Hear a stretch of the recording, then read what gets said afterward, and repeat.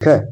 तो दूसरा क्वेश्चन जो कह रहा है कि धर्म रीत भारत की प्राचीन वैदिक सभ्यता के एक केंद्रीय विचार को चित्रित करते हैं। इस संदर्भ में निम्नलिखित कथनों पर विचार कीजिए।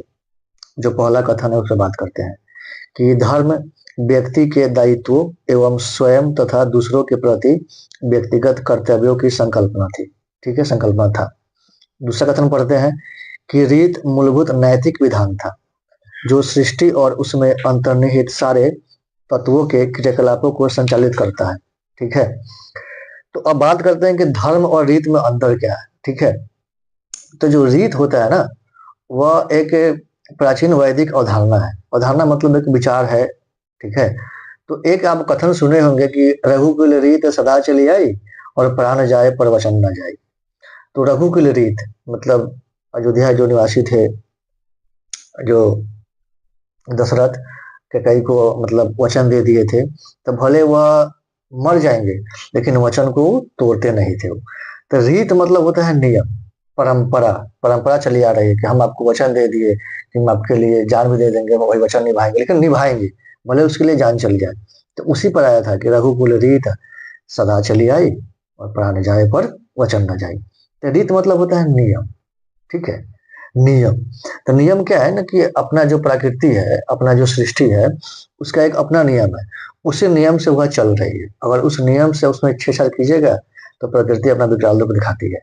जैसे मानव क्या है कि हस्तक्षेप कर रहा है, उसमें सुनामी आ रहा है, भूकंप आ रहे हैं, ज्वालामुखी फट रहे हैं, तमाम तरह की घटनाएं घट रही है। क्यों? क्योंकि प्रकृति के जो नियम से आप छेड़छाड़ कर रहे हैं। यदि आप ज्योग्राफी के स्टूडेंट होंगे तो आपको नियतिवाद और निश्चयवाद और संभववाद में पता होगा, तो उससे भी यह चीज समझ में आ जाएगी।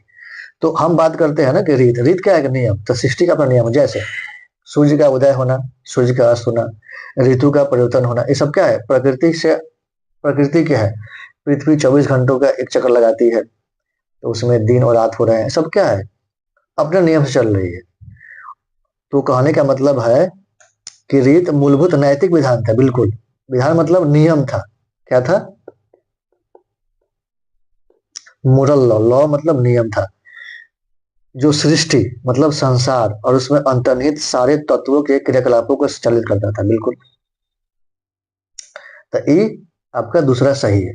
अब आते हैं धर्म। धर्म क्या है? धर्म जो है ना, धर्म की जो उत्पत्ति हुई है वह रीत से हुई है। ठीक है, धर्म की उत्पत्ति जो हुई है वो रीत से हुई है। धर्म से मतलब है आचरण से, नैतिक से, कर्तव्य से। ठीक है, धर्म से मतलब है आचरण, नैतिक, कर्तव्य।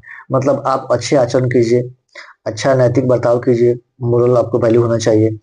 कर्तव्य जो है, धर्म क्या है? कर्तव्य, वो कर्तव्य पे जोर दिया जाता है। धर्म का मतलब होता है ना कि समाज में व्यवस्था बनाए रखना। लेकिन आजकल धर्म का उपयोग समाज में अव्यवस्था फैलाने के लिए किया जाता है। आप देख ही रहे हैं कि ठीक है, जितने भी चुनाव हो रहे हैं वो धर्म से जोड़कर हो रहे हैं। ठीक है, खैर उस पर चर्चा नहीं कर, इस पर बात होते हैं। तो धर्म में क्या दिया जाता है कि नैतिक कर्तव्यों पर जोर दिया जाता है, आचरण पर जोर दिया जाता है। तो पहला क्या कह रहा है कि धर्म व्यक्ति के दायित्वों एवं स्वयं तथा दूसरों के प्रति व्यक्तिगत कर्तव्यों की संकल्पना था। तो यह भी क्वेश्चन कथन सही है। तो पहला भी सही है और दूसरा भी सही है, तो इसलिए ऑप्शन हमारा सी हो जाएगा, बोथ। ठीक है, देखिए एक एक टॉपिक को, एक एक कथन को हम अच्छे से एनालिसिस कर रहे हैं। और धर्म क्या है आपको हम बता दिए, इसको आप लिख सकते हैं। रीत क्या है इसको भी बता दिए, आप इसको लिख सकते हैं अपनी भाषा।